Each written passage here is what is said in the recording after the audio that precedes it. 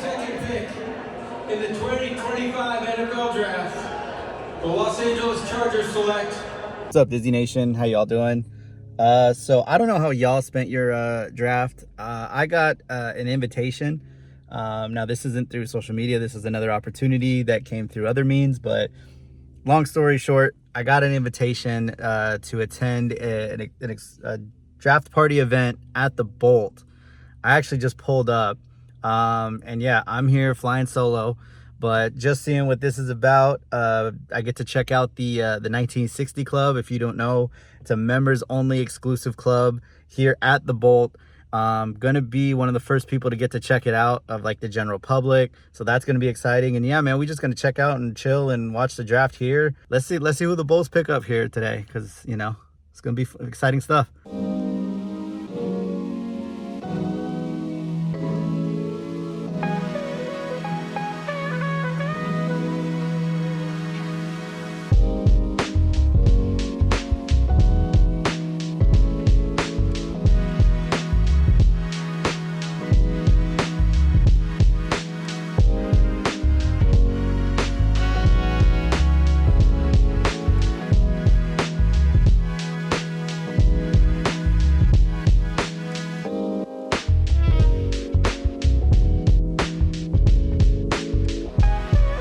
Alright, Disney Nation, chilling, right? We got a couch, we got screens, we got all that.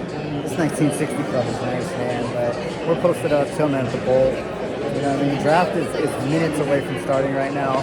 Can't wait to see who we take at 22, man. I'm so hyped, so excited. I wasn't able to get it on film, but Jim Harbaugh and Joe Ortiz just walked in here. Obviously, they got swarmed with everybody trying to talk to them and take pictures with them, so I wasn't able to get in there. But I'm excited, man. I'm excited. And, you know, this is good vibes, bro. This is really good vibes. So, you know, shout out to the Chargers for having me. Even though you may not have realized you were having me as a YouTuber, still shout out for having me.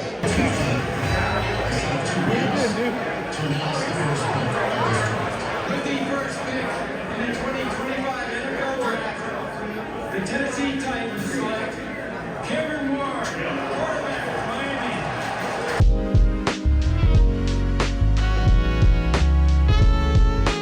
Picks are coming off the board. Already some surprises. We got Jacksonville trading up to go get Travis Hunter. We got the Browns taking the defensive tackle from Michigan. But look though, in between all that, we got us a little plate. We got us a little 4-cheese pizza, a little slider, and a little empanada. We about to see if they bust it.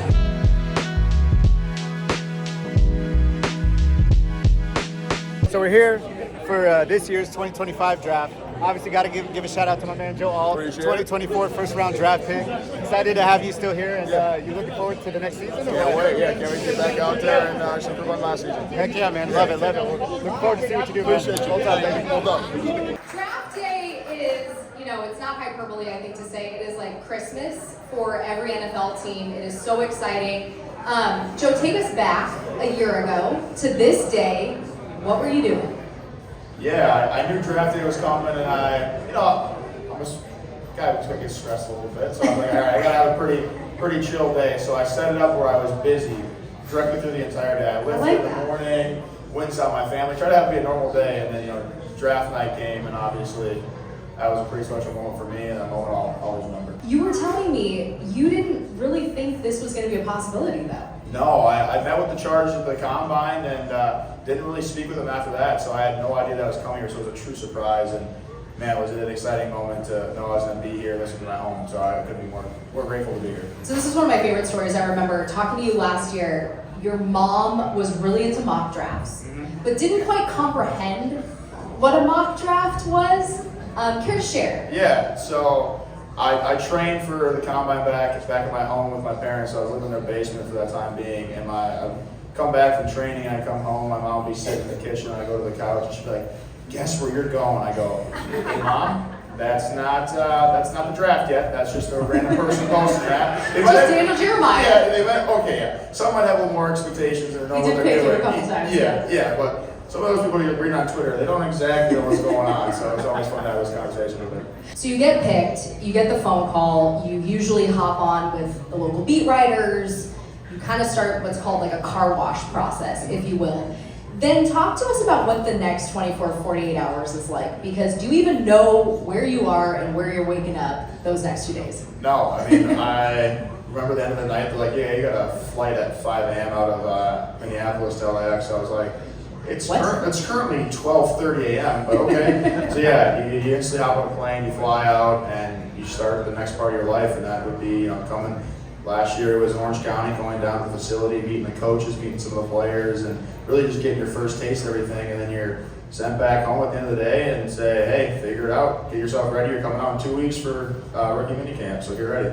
What was sort of the biggest adjustment for you going from obviously college, though you were at a fantastic program where you had, I'm sure, all the reps, and like we talked about your dad, but getting into the NFL, maybe what was your sort of welcome to the NFL moment? Yeah, I mean, can't ask for a better edge group than to go have been here. Yeah. I mean, training camp was really an eye-opening moment for me. I remember those first 2 weeks was like, whoa, can I really do this? And then you got to remember you're playing against some of the best to ever do it in the NFL. So it was a great experience for me to learn what the speed of the game was. So I got such good reps against those guys in that room and being able to prepare me for that first game. But it's all the things you can think. It's the speed, it's the physicality, it's the difference between college, you can play some of the best, but then there's going to be some of the games where the guys aren't going to be quite as talented. In the NFL, every week there's somebody who's going to beat you, and you get ready to be in your best game. So I always hear, and obviously we know this, but NFL players, some of these guys, like Khalil Mack, has been in the league for an extremely long time.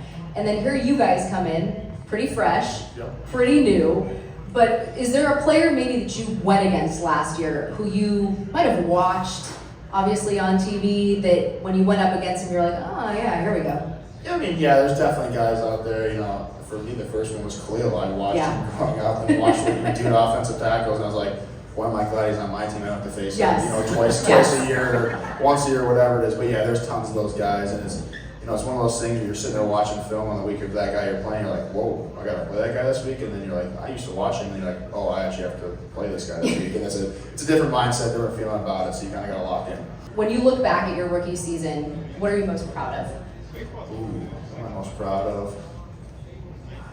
I think I'm most proud of this team and how far we went, but there's always more work to be done. And I think that the sky's the limit for this future, sky's the limit for this team, and I can't wait to get back out there with these guys. This OTA time, we're back here, just being able to get back to work and kind of get our mindset on a new goal is really important. And being around these guys, you just can feel the energies you look at. Last year when I showed up, it's just there's something that we want to go achieve, and we're not going to stop until we achieve it. It's awesome. And you know what the cool thing about draft? We talked about it being Christmas. It almost feels like it's the start of the NFL season too, right? No, it 100% does. Yeah, we showed up this week and it's like the draft. It's like, oh, okay, here we go. Yeah. Season 2 is starting. And that's We're how back it at it. goes. Yep. Joe, thank you so much for joining us tonight, everyone. Give it up, Joe Hall. 2015 second round pick. Feels like it was yesterday. Is it crazy that much time has passed now, though, for you in this league? Yeah, I remember when the older guys used to tell me, you're going to blink twice and Here you are. your rookie is going to be done. Hello. There we go. We got fans, we got shout outs, everything. Yeah. Yeah, going on year 11. It is a little crazy to look back at it was 2015. So yeah, it's nuts. You had to wait a day to get that phone call. I did. You did. What was that like? I was patiently waiting. I started sweating. My phone started ringing. I tried to cry, like everybody else, but it didn't work out. But now this around a lot of family, a lot of friends. What techniques did you try to make yourself cry? I think I just like the sad face. But it didn't work out. It didn't work out. I went back through an article I wrote about you the night that you were drafted. You talked about having a chip on your shoulder because you were undersized. How has that chip maybe now fueled you as you've gone on to have over a decade of a career in the NFL? I think it's while I'm still going. I feel like every year I still have a chip. I still have something to prove. Even though this is going on year 11, there's still some things I have to prove and get done. I still feel like I have to earn my stripes. Still, Yeah. that chip never really leaves, huh? No, every year is rookie year. Okay, every year's rookie year. I love that. Well, I asked Joe Alphys, who was here right before you came in, what was your welcome to the NFL moment? I think my first time being late to treatment, the fine that I got. Being late? Yeah. I was 5 minutes late to treatment. Oh, was it really just 5? It was. Okay. It was 6:05, and James, he's here, but James Collins, yeah, yeah. James Collins was the trainer at the time, and he turned me in. What was your fine? It was like $1,500. For a rookie, That's a lot of money. that's a lot of money. Yeah. That's like a dinner downtown at that So I'll point. say that, and my actual NFL fine, my hit against Crabtree, I didn't get my check at all. Okay. Yeah. All right, well, we're not doing that So anymore. no, but that was it. That was my point. Okay. We referenced it earlier. You spent a chunk of time here. Things happen in the NFL. You leave, you go off to other teams, and then you get a call again last year. Denzel, we want you back. What was that like? You get real cry this time. It's No, I'm not gonna cry. It just felt good to come back home. Yeah. I'll say that. It just felt good to come back home, come back to the team that first gave me an opportunity, and just going over to what I think it was year 10 from last year. So them just giving me the opportunity, still believing in me. You get older, you kind of wean you out a little bit, but I played a big part of the defense and Yeah. a big part of what we did last year. So. What was it like being part of that Jesse Mitchell defense? It was great. They actually put the team together. Like they literally put the whole defense, like the team in general. I don't speak about defense, but they literally put the whole team together. Like these guys know exactly what they're doing. You just gotta trust them. So we are here in this beautiful 1960 club at the Bolt. You have had the pleasure of being part of 3 different Chargers facilities throughout your time. What's your take on the Bolt and being here? Dean did his big one with this one. I don't know if you guys ever been to 420. That was Burke Canyon. 4020. Yeah. The evolution of the facilities have, like I said, Dean did his big one with this one. Like a lot of guys spend a lot of time here. I feel like this is top 3 facility. If you ask me, that we have everything here. You gotta see what this 1960 club is. Can't wait till they open it up for the players. Oh, okay, yeah. Yeah, the facility is top, like hands down, and you guys see, what we come to work every day, and the people that built this thing, they spent a lot of time and hard work here, and the construction that they did before getting this even done, I see that they did it. It's pretty nice. And the cool thing also about this 1960 club, you guys get to come to where these guys go to work, and that's pretty cool perk that not a lot of places in the NFL. Wait, I like that work. So they get to sit up here while we sit. Well, okay, so not like all of it. We'll talk about it offline. But if they can buy into this, have the experience, get a suite of the game, it's a pretty cool thing. Yeah, all right. You're welcome to maybe also 14 if you want. Probably like after the game. I just want to know, like, will y'all be sitting up here while we out there practicing? Yes. We'll stay hydrated up here. That's it, yeah. At the bar, you'll stay real hydrated. What advice would you give to this new crop of Chargers coming in over these next couple days? I don't know, man. Generation different now. But, Spoken like a true vet, right? Generation's different Yeah. now. I'll just encourage the younger guy to get with the older guy and learn what it is to be a pro. Like buddy up. Yeah, learn what it is to be a pro, get to know the playbook, and spend some time in the film room with the coach's office. That's it. Easy enough. That's a Yeah. successful NFL career. Denzel Perriman, everyone, please give it up for him. Back on the patio at the Bolt at the 1960 Club. Denzel, my guy, you know what I'm saying? Bro, I've been able to see your career since San Diego. I was so pumped when you came back last year. Needed a tone setter, the linebacker. Glad to have you back. How is it like the last year or so being back with the Chargers? Man, it's been great. It's been great to be back home. Been just encouraging the young guys, man, and just bringing back, some type of energy right now. Love it, love it. Well, a couple years I wasn't able to stay hydrated because I didn't have the constant reminder. So I appreciate you being back for that, man. But glad to have you back. Excited for the season, man. Disney Nation, we've been having a great time tonight and like hanging out, chilling, 1960 Lounge at the Bolt, man. It's been an incredible experience. The Chargers are now on the clock. We are waiting for this pick to come in. What's wild is this pick is literally happening downstairs, like literally 1 floor below us right now. Ortiz and Harbaugh are cooking right now. We're about to see what's happening. I'm anxious. Who knows what's going to happen at this point? I feel like there are so many options available too. This draft has gone completely different from like what anyone has expected. With like trades happening and different. I don't know, man. It's crazy. I can't wait. It looked like a phone call, celebratory phone call with whoever they just selected.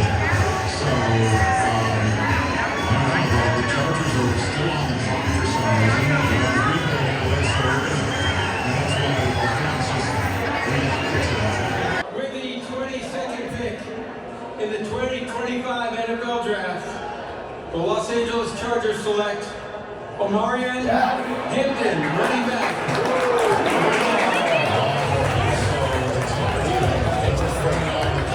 Interesting. Not what I was expecting. Okay. Running back. I like it. Pair him up with Najee.